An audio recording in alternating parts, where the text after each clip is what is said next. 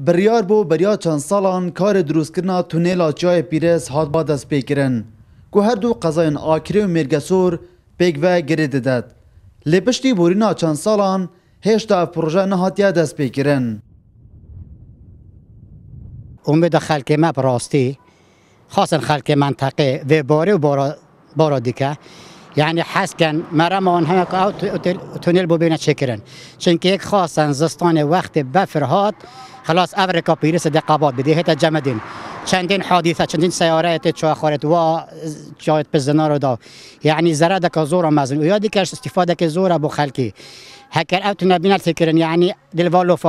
دلوالوفا خلاص بن دلوا حادثه خلاص بن ولی بیت چکرن زور باشه با همه خلک که دوستان هندل دره که نگرتن بفرد باری سر چیای زورت بفرک زور استورتید هکر تونل بیت لیدان ریک عاصینا بیت ریک نزدیکتریشه افریقا باجر دینار ناحیه دینار تو رخ بارز آخر سوت ریکی هکر تونل بیت لیدان استفاده که زور مازنا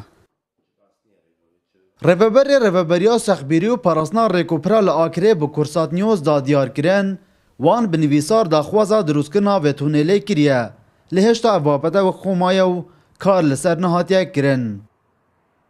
فكرنا تونيلا كورك طبعا زحمتها بصناهينية و بروجيت استراتيجينا وبيقوي وقتی دا ما پیشینیار کرد کل پیرسی بیت چکرن تونیلا کو دی سال چه آکره و گل آمیدی بیت گریدان بسبب پروژه پاشرون جنا وگاوه پروژه فرق و کار سطح تکرینیت خدمت گذاری و پلزن کو وگاوه خلکی ما پی تی وی بهیا نکو پروژه طبعا فرم بیت چکرن تایبتی بچه پیرسی کو دورکا بفرین از استانه گل بفلت باری تو رکت تگرتن اگر تونل هم درک نزیک بیتو هم رکیش ده بردامی و بکری بیتو ده نزیک طبعا مسافات نزیک تنگلک. به دروستکردنا و تونله ده آریشن شوفرین واندوران چارەسەر کتن. جبرگو سالانه به دهان بویرین ترسناک دروست دبن.